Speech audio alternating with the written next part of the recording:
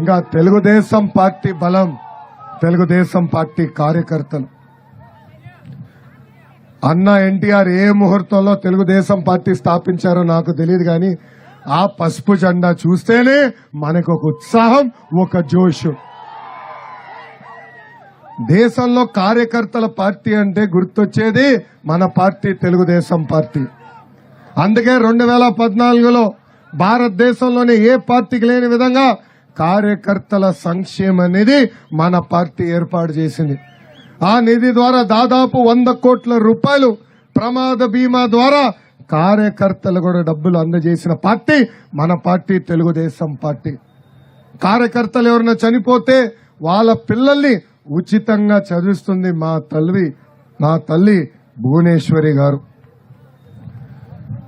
గత 4 సంవత్సరాలు 10 నెలలుగా చట్టాలని ఉల్లంఘించి అధికారులు మన ఇబ్బంది పెట్టారు.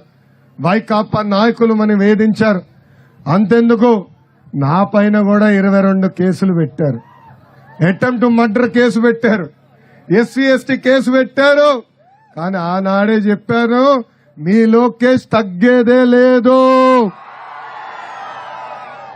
కార్యకర్తలందరికి బంపర్ ఆఫర్ ఇస్తున్నా.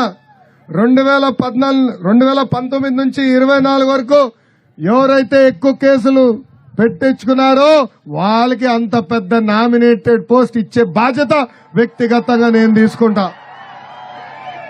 53 రోజులు చంద్రబాబు నాయుడు గారు రాజమండ్రి జైల్లో బంధించారు. అదే బాబు గారు మనం బయటకు వచ్చినది ఏం చెప్పారు?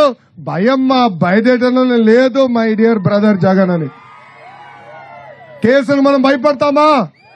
జైలుకు మనం భయపడతామా? ఇక్కడ ఎంతో మంది పైన కేసులున్నాయి, వేదిక పైన ఉన్న పెద్దల పైన కేసులున్నాయి. కానీ ఏనాడో వెనక్కి తిరిగి మనం చూడలేదు. అదే ఉత్సాహంతో ముందరికెళ్దాం, అదే స్పీడ్ లో మనం ముందరికెళ్దాం. 2 నెలలు కష్టపడదాం. ఇక్కడున్న పనికిమాల మంత్రిని తరిమి కొట్టే బాధ్యత మనం తీసుకుందామని ఈ సభాముఖంగా హామీ ఇస్తున్నాం.